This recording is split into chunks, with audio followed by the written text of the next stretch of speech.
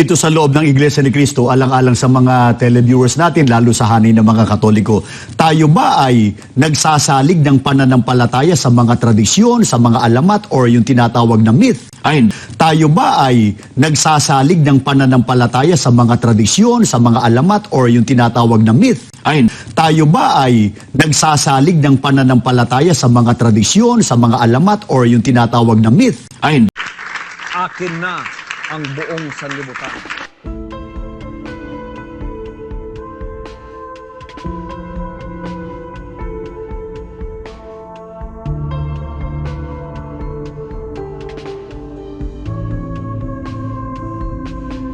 Inutil! Tarantado!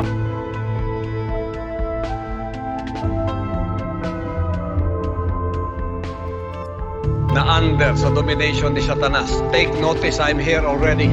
Ako po si Gabon. At ito ang Factbusters! Kaya bago muna natin simulan ang ating episode ngayon, iniimbitahan kita na isubscribe itong ating bagong YouTube channel, Factbusters PH, dahil yung lumang channel natin ay nahack po mga kapatid. Kawawa naman tayo, no? Pero pati rin sana ang isa pa nating YouTube channel, Takasuri PH, paki-subscribe din yan mga kababayan. Ako naman, sige.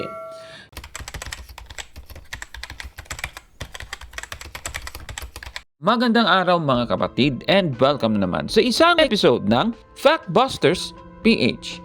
Babasahin muna natin ang isang talata sa Biblia sa Kawikaan 12:15. Ganito po ang ating mababasa. Ang akala ng mangmang ay siya lamang ang tama, ngunit handang tumanggap ng payo ang taong may unawa.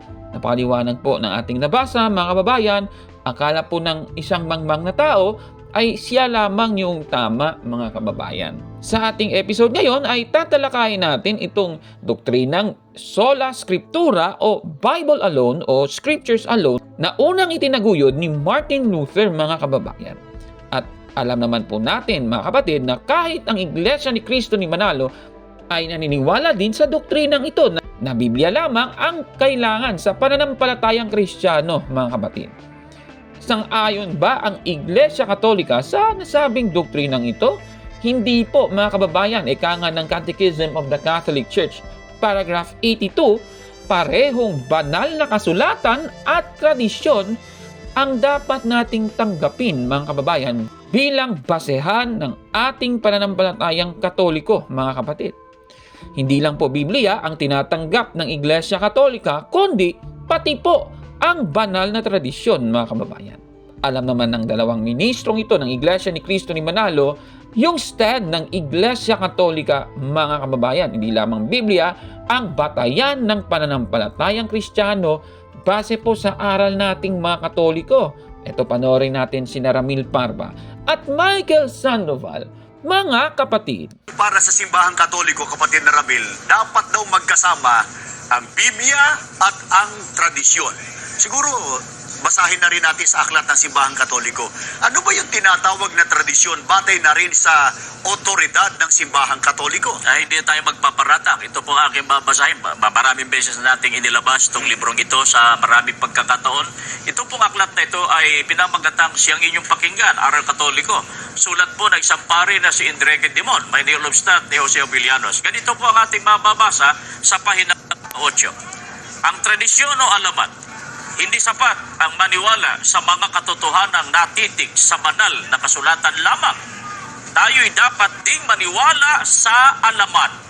Dapat nating paniwalaan ang banal na kasulatan at gayon din naman ang alamat, sapagkat ang banal na kasulatan at ang alamat ay kapwa ipinahayag ng Diyos.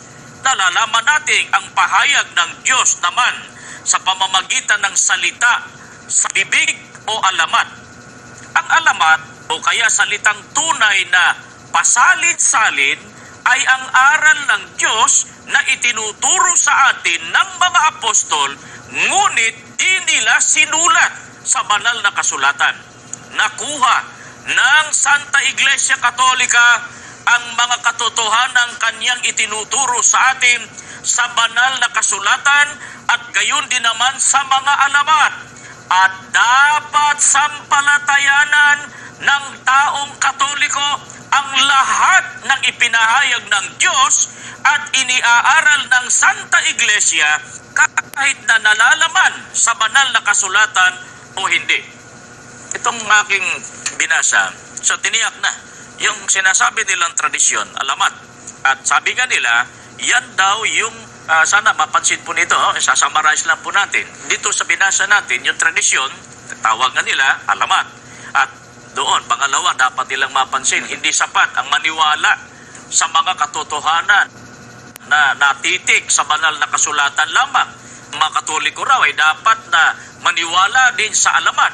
At pangatlo, ang banal na kasulatan at ang alamat o yung tradisyon ay kapwa ipinahayag ng Diyos. At sana napansin din nila.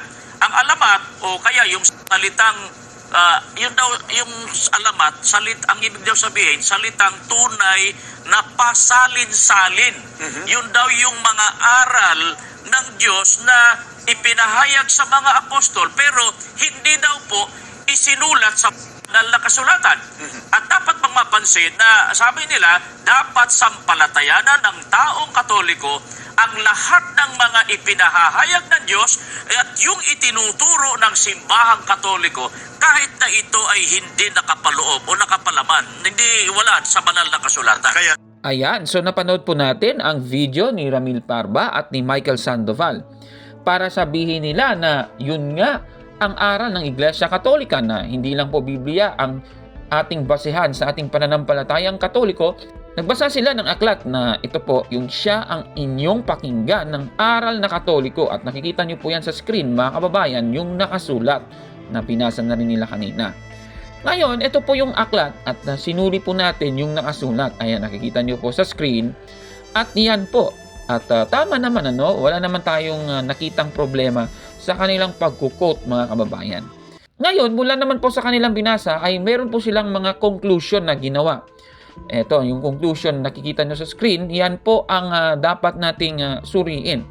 Ngayon, wala naman tayong problema dito. Pwera na lang sa isa, mga kapatid. Ito po, dapat nyo pong pansinin ito. Yung unang conclusion nila, ang tradisyon, yun din ang alamat. Uulitin ko po, yung tradisyon daw, yun din ang alamat. Ngayon, ano naman ang masasabi ng dalawang ministro ng Iglesia ni Cristo ni Manalo tungkol po sa tradisyon at sa alamat? Ito, panoorin natin muli si Michael Sandoval at si Ramil Parba, mga kababayan. Dito sa loob ng Iglesia ni Cristo, alang-alang sa mga televiewers natin, lalo sa hanay ng mga Katoliko, tayo ba ay nagsasalig ng pananampalataya sa mga tradisyon, sa mga alamat, or yung tinatawag na myth? Tayo ba ay nagsasalig ng pananampalataya sa mga tradisyon, sa mga alamat, or yung tinatawag na myth? Tayo ba ay nagsasalig ng pananampalataya sa mga tradisyon, sa mga alamat, or yung tinatawag na myth? Ayan, so yan po ang ating napanood mga kababayan. Mula po sa kanilang sinabi, yung tradisyon, yun din ang alamat. Sabi ni Michael Sandoval, tayo ba ay nagsasalig ng pananampalataya sa mga tradisyon, sa mga alamat, o yung tinatawag na myth? Meron siyang isinisiksik yung salitang myth mga kababayan. Pinapalabas nila na iisa lang yung traditions, yung alamat, at yung myth mga kapatid. Dahil ganun po yung pinapalitaw ng dalawang ministrong ito, kanila pong stand yung tradition, yung alamat at saka yung myth ay pareho at iyan daw ang hindi sinasampalatayanan ng mga taga-Iglesia ni Cristo ni Manalo. Alam naman natin, meron po mga ginagawang paglilikot at paglalaro sa mga nasabing mga salita. Alam naman po natin na itong salitang alamat ay Tagalog ng tradition at myth. Mapapatunayan po natin yan sa aklat na Tagalog-English-Tagalog Dictionary ni Hippocrene Standard Dictionary ni Carl Galvez Rubino. Babasahin po natin yung Revised and Expanded Edition 2002. Sa page 38, ayan nakikita nyo sa screen, yung Tagalog word na alamat ay sa Ingles, tradition, legend, folklore, and myth. Ayan, so apat po yan. So sa Tagalog, yung legend ay alamat. Sa Tagalog, yung salitang myth ay alamat din.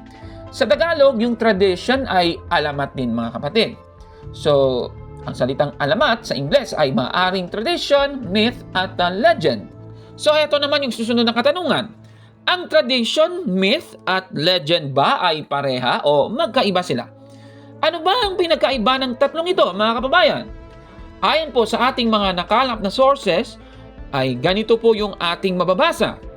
Bilang mga nouns, ang pagkakaiba sa pagitan ng legend at tradition ay, ang legend ay isang kwento ng hindi kilalang pinanggalingan na naglalarawan ng totoo, ngunit hindi pangkaraniwang mga nakaraang pangyayari, habang ang tradition ay isang bahagi ng kultura na ipinasa mula sa tao patungo sa tao o henerasyon hanggang sa henerasyon, na posibleng naiiba sa detalye mula sa pamilya patungo sa pamilya, gaya ng paraan ng pagdiriwang ng mga pista opisyal.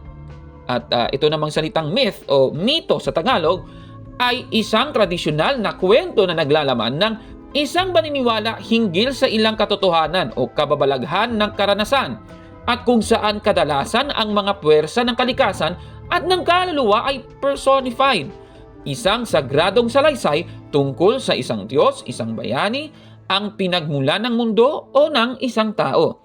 Dito po sa ating mga nabasa, magkaiba pala talaga yung tradition, yung myth, at yung legend, mga kapatid. Pero, yung Tagalog word na ginamit para sa tatlong ito ay alamat. Yan po, mga kababayan, yung katotohanan. At dito po ay meron po tayong makikitang pandaraya dito, mga kapatid. Ano? Halata pong gumagamit na naman sila ng isang fallacy, yung fallacy of equivocation. At itong fallacy of equivocation, mga kababayan, ay nangyayari kapag ang isang pangunahing termino o parirala sa isang argumento ay ginamit sa isang hindi tiyak na paraan na may isang kahulugan sa isang bahagi ng argumento at pagkatapos ay isa pang kahulugan sa isa pang bahagi ng argumento, mga kababayan. Parang ganito po yan, mga kapatid. Halimbawa, sasabihin mo, all trees have barks. Tapos sabihin mo naman, every dog barks. Tapos yung conclusion mo, therefore, every dog is a tree. O, di ba? Hindi naman ganun yun. Hindi naman lahat ng aso puno dahil yung aso, they bark, but all trees have barks. Kasi nga, yung barks dito sa unang statement na all trees have barks ay iba doon sa barks na tinutukoy sa every dog barks, mga kapatid. Yan po yung tinatawag na equivocation fallacy. Ganun din po sa ginagawang ito ng mga ministro ni Manalo. Yung salitang myth sa Tagalog ay alamat. Yung salitang tradition sa Tagalog ay alamat. Yung salitang legend sa Tagalog ay alamat din. Pero yung myth, legend at yung tradition ay magkaiba po silang tatlo, mga kababayan. Ibig sabihin, yung ginagawang ito ng mga ministro ni Manalo ay isang uri na panluloko sa kapwa. Kaya huling-huli na naman ang mga ministrong ito, mga kababayan. Nako, itong sinasabi ni Michael Sandoval na isiniksik yung salitang myth para mapalitaw na yung tradition ay myth na rin, ay mali po yun. Palpak po yun, mga kababayan. Kaya sa sinasabing ito ng dalawang ito, tayo ba ay nagsasalig ng pananampalataya sa mga tradisyon, sa mga alamat, or yung tinatawag na myth? busted! Yan! Mali! Nako, mali po yan, mga kababayan. Tandaan po natin, sabi ng Biblia, ang akala ng mangmang ay siya lamang ang tama, mga kapatid. Dahil po sa kanilang ginawang panuloking ito, tignan po natin kung paano gagamitin ng mga ministrong ito ang nasabing pandarayang ito para siraan ang Iglesia Katolika. Eto, panoorin po natin sa videong ito, mga kapatid. Kaya nga, batay sa pangyayari, paano napatunayan, mga kaibigan at mga mahal namin sumusubaybay, na yung tinatawag na tradisyon, myth o alamat ay salungat kontra sa nakasulat sa Biblia. Dito sa babasahin ko pong librong Katoliko, lumilitaw ang ating Panginoon Kristo, ang ating Panginoon Kristo, nagturo pa uli na sumulat yung isang natin, yung sinasabi nilang naging santo. Pakinggan natin. Ito Anong aklat yan, kapatid na Ramil? Ito, the story of the church, no? Na ito ay sulat ni Reverend George Johnson.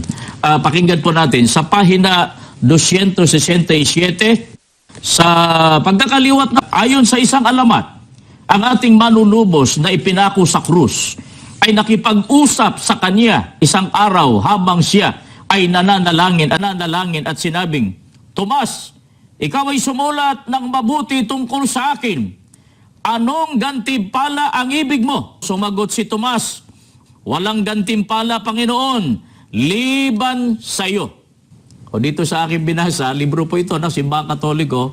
Una, yung kwento, it's about Thomas Aquinas na nabuhay noong 13th century. Okay. At nagpakita daw sa kanya ang Panginoon Kristo. Ito si Thomas Aquinas, maraming siyang mga sulat. Isa to sa mga tinatawag nilang doktor sa kaya nga naging santo eh.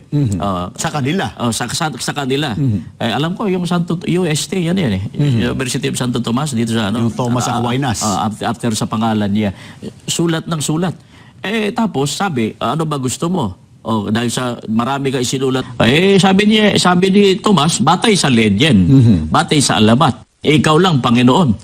Ang tanong ko lang, ito, batay sa legend. Ako ba, ang panahon after ng mga apostol, legend na. Ba't ba itong si Tomas, sulat ng sulat? Teka muna. Sa Biblia, binasa natin kanina yung pahayag ng ating Panginoon Kristo. Di ba sabi ng ating Panginoon Kristo, ang mga apostol, huwag hihigit sa nakasulat, huwag babawasan. Pagkatapos, sinabi rin doon na para ang tao'y maging ganap, itinuro yung banal na kasulatan. Ang napapansin, kontra. Si Tomas Aquinas, sulat ng sulat. Akala ko ba ang gagamitin tradisyon? After kasi nasulat na yung Biblia. Bakit na itong si Tomas Aquinas, sulat ng sulat at tinuri pa ng Panginoong Kristo? Marami ka isinulat sa akin. So okay, bibigyan ka ng gantimpala. Di ba sa lungatan yung ganong? Pero yan, batay sa tradisyong Katoliko. Di ba? Grabe talaga, mga kababayan. Ayon po sa kanila, mga kapatid, hindi po talaga tama yung tradisyon ng Iglesia Katolika dahil salungat talaga ito sa pananampalatayang Kristiyano. Biruin mo, nagbasa sila ng aklat, itong The Story of the Church ni George Johnson. At itong aklat na ito, may nihil obstat pat imprimatur, mga kababayan. Tanong, tama ba yung naging conclusion nila sa ginawa nilang example, mga kapatid? Sinuri po natin yung aklat, itong The Story of the Church ni George Johnson. At meron pa pala siyang kasama sa kanyang pagsusulat na ito.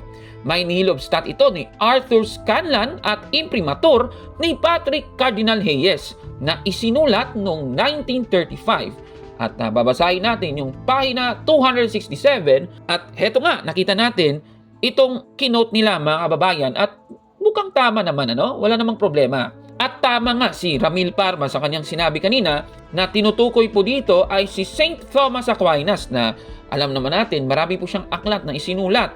Isa na nga dito, yung Summa Theologica, mga kababayan.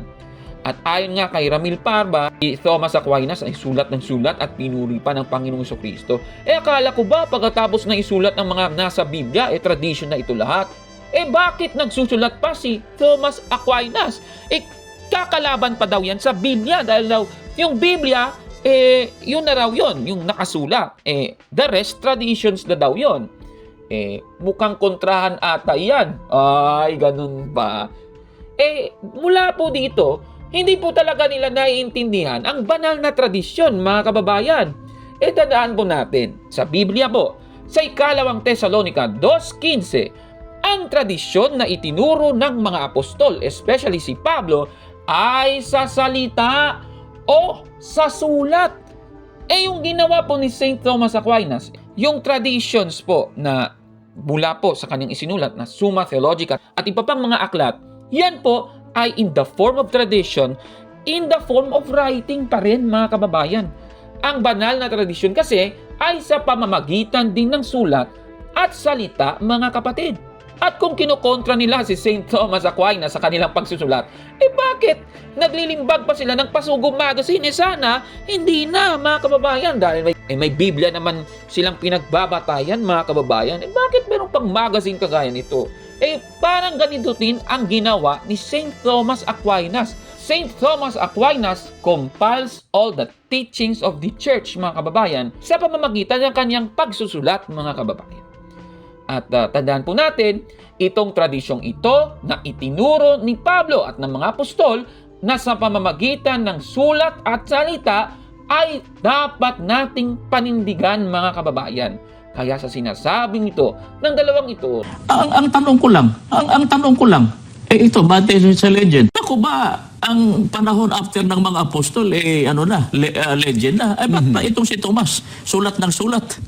Napansin niya? Teka muna. Sa Biblia, binasa natin kanina yung pahayag ng ating Panginoon Jesucristo. Di ba sabi ng ating Panginoon Jesucristo, ang mga apostol, huwag hihigit sa nakasulat, huwag babawasan. Pagkatapos, sinabi rin doon na para ang tao'y maging ganap, itinuro yung banal na kasulatan. Ang napapansin, kontra.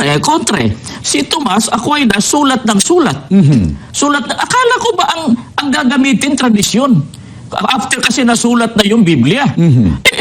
Bakit na itong si Tomas Aquinas, sulat ng sulat at luri pa ng Panginoong Jesucristo? Marami kayo sinulat sa akin. So okay, bibigyan ka ng gantimpala. Hindi ba salungatan yung ganong? Pero yan, batay sa tradisyong Katoliko. talagang palpak, Palpak ang unawa nila. Kaya, busted! Yan! Walang lusot talaga! Palpak talaga. Nako, paano naman kaya tutuligsain ng mga ministrong ito ang banal na tradisyon ng mga Katoliko? Eto, panoorin po natin mga kabate. Yung sinasabi nating oral, yung pasalit-saling pahayag. Sandali, nabanggit yung pasalit-saling pahayag. Yung ba pinapayagan ni Apostol Pablo nang siya magturo? Ay, pakinggan ho natin. Dito po sa Colosas 2, talatang 8, ito po yung ating mababasang pahayag ng Biblia. Kayo'y magsipag-ingat, baka sa inyo'y may bumihag sa pamamagitan ng kanyang pilosopiya at walang kabuluhang pagdaraya ayon sa salit-saling sabi ng mga tao, ayon sa mga pasimulang aral ng sanglibutan at di ayon kay Kristo. Napakaliwanag ng babala ng mga apostol, kapatid na Michael. Totoo namang napakaraming myth, sa sanglibutan, kahit sa ang kultura ng mga tao, marami ding philosophy ang tao, pero pagka hindi na ayon kay Kristo, pinapag-iingat na yung mga Kristiyano, baka matangay tayo diyan. Tulad niyan, tradisyon, salit-saling sabi. Pagkatapos, kontra naman doon sa sinasabi ng Biblia, paano magiging kupit, magiging ganap ang tao para sa kaligtasan kung ang kaniyang naging pananampalataya hindi ayon sa doktrina o sa aral na itinuro ng ating Panginoong Jesucristo? Nako, grabe naman yan mga kababayan, ayon po sa kanila, hindi daw talaga tama ang tradisyon ng Iglesia Katolika dahil labag daw ito sa Biblia, ayon daw sa 2:8 ng Colosas. At yan, nakikita nyo po sa screen. Kasi sabi po dito, dapat daw tayo'y magsipag-ingat sa mga salit-saling sabi ng mga tao. Tanong, tama ba itong kanilang sinasabi, mga kababayan? Suriin nga natin. Dito po sa binasa ng mga ministro ni Manalo, dapat daw tayo magsipag-ingat sa mga salit-saling sabi ng mga tao, mga kababayan.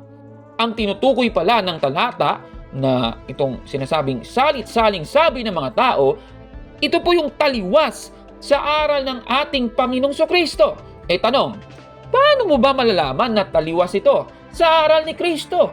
Siyempre, unang Timoteo 3:15, ito po dapat ay manggagaling sa iglesia ng Diyos na buhay na itinayo ng ating Panginoong Jesucristo dahil ito po yung haligi at suhay ng katotohanan. At hindi naman Biblia talaga yung haligi at suhay ng katotohanan. Iglesia ng Diyos po na buhay, at yan po yung itinayo ng ating Panginoong Jesucristo. Kung hindi galing sa iglesia na itinayo ni Kristo ang sinasabi, tiyak, hindi totoo po ang salit-saling sabi, mga kababayan. At kung ganun man ang kanilang interpretasyon dito po sa binasa nila, yung Colosas 2:8 na lahat ng salit-saling sabi ng mga tao, dapat hindi na po paniniwalaan yan. Paano naman itong si Pablo? Itong nasa unang Korintos 7:25. Sige nga, babasahin nga natin. Patungkol sa mga dalaga, wala akong utos na mula sa Diyos.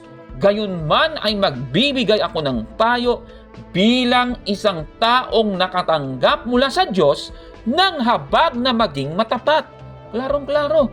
Yung kanyang payo, hindi po yun utos na mula sa Diyos direkta. Hindi po ganun yun. Pero galing po sa kanyang sarili yung payo, mga kapatid. Tanong, Ibig bang sabihin, si Pablo ay nagsasalita dito ng hindi galing sa Diyos na salit-saling sabi dahil hindi galing sa Diyos ang kanyang sinabi sa talatang ito? Nako, alam naman natin ang sagot dyan mga kababayan. Si Pablo ay may authority nga dito na magsalita galing sa kanyang sarili dahil siya po ay binasbasan ng Diyos na kabilang sa Iglesia ng Diyos na buhay na ngayon nga ay Iglesia Katolika mga kababayan. Kaya sa sinasabi ito ng dalawang ito, tulad yan, tradisyon, salit-saling sabi. Pagkatapos, kontra naman doon sa sinasabi ng Biblia, paano magiging complete, magiging ganap ang tao para sa kaligtasan kung ang kaniyang naging pananampalataya hindi ayon sa doktrina o sa aral na itinuro ng ating Panginoong Jesucristo. Kaya dito busted! Yan! Mali! Mali po yan mga kababayan. Kaya tama naman talaga ang sabi ng Biblia. Ang akala kasi ng mangmang ay siya lamang ang tama, mga kapatid. Hindi po talaga napatunayan ng dalawang ministrong ito ang kanilang stand. Hindi po Biblia lamang ang tanging saligan ng pananampalatayang Kristiyano. Anong masasabi ninyo sa ating episode ngayon? Comment down below mga kababayan. At kung like mo ang video na ito, paki-smash ng like button at mag-subscribe na sa ating YouTube channel, Factbusters PH. Kaya, huwag maniwala sa sabi-sabi.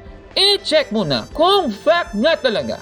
Hanggang sa susunod na episode. Ako po si Kaburno at ito ang Factbusters!